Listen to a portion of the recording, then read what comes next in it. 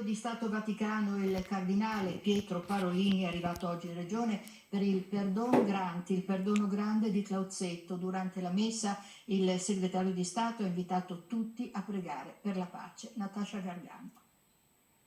Si rinnova a Clauzetto la festa del Perdon Grande, prima la processione con la preziosa reliquia del sangue di Gesù custodita nella chiesa di San Giacomo fin dal 1755, quindi la solenne messa presieduta dal cardinale Pietro Parolin, segretario di Stato Vaticano, che in mattinata ha anche fatto visita alla locale casa di riposo. Sono molto lieto di essere arrivato fin quassù sul balcone del Friuli. Noi celebriamo l'ascensione del Signore e la solennità.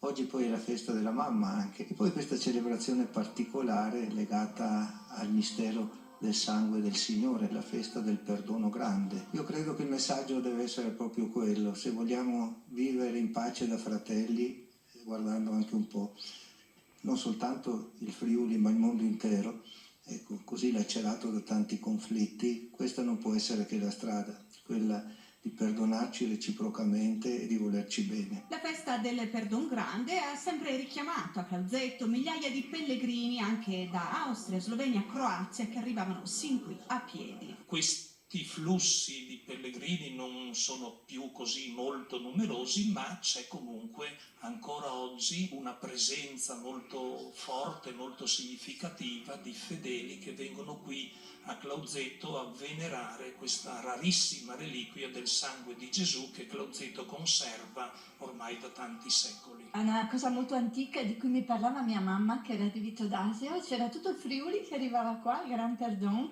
è una cosa molto sentita. Ho fatto un ciclo pellegrinaggio da Chions fino a qui per venire a vedere il Gran Perdon.